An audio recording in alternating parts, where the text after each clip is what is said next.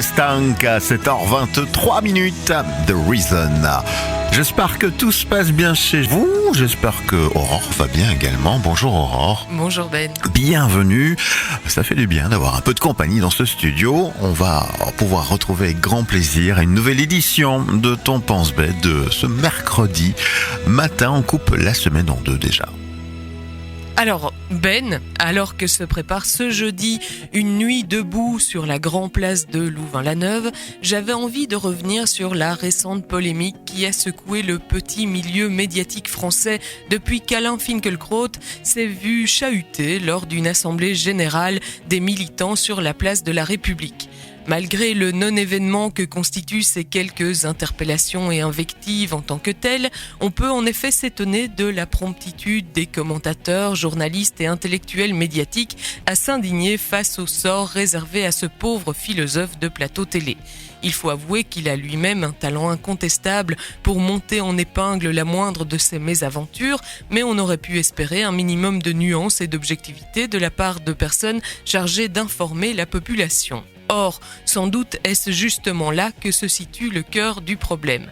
Alors que la parole autorisée s'étrangle face au paradoxe d'un mouvement démocratique qui réduirait au silence quiconque pense différemment et crie déjà à la dérive sectaire, force est de constater que l'uniformité de la version médiatique de cet événement s'inscrit précisément aux antipodes absolus de tout ce que cette démarche démocratique tente d'initier. Quoi de plus efficace en effet pour bâillonner ses opposants que l'invisibilisation de leur version des faits et le discrédit ? Et quoi de moins démocratique que cette version qui s'impose uniformément à tous depuis un point de vue surplombant, soi-disant plus objectif.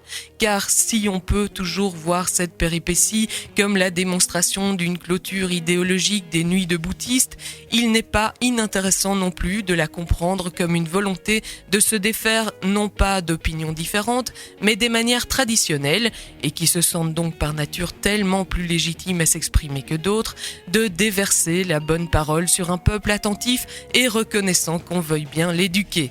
Si Finkielkraut n'a pas l'habitude d'une chose, c'est bien que sa parole et sa présence aient exactement le même poids que celle de monsieur et madame tout le monde. Si les médias peuvent se sentir remis en question dans leur systématisme, c'est bien dans le rejet de cette évidence d'une société du spectacle et des personnalités selon laquelle Finkielkraut à la place de la République, ça constitue une actualité.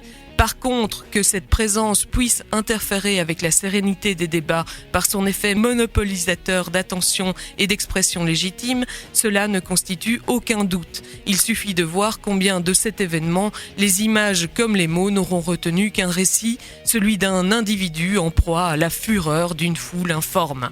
La foule est d'ailleurs toujours informe, c'est comme ça qu'elle fait peur. Sans cela, on risquerait de se souvenir que la foule, c'est nous. Oui. Merci Aurore pour cette belle réflexion une nouvelle fois.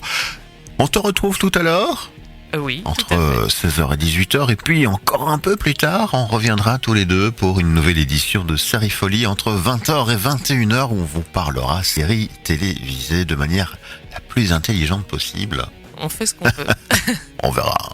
Oui, on fera ce qu'on peut. Merci à toi. Bonne journée à l'écoute de Buzz Radio. La suite, c'est la musique avec le magnifique Somewhere Over the Rainbow. Buzz Radio.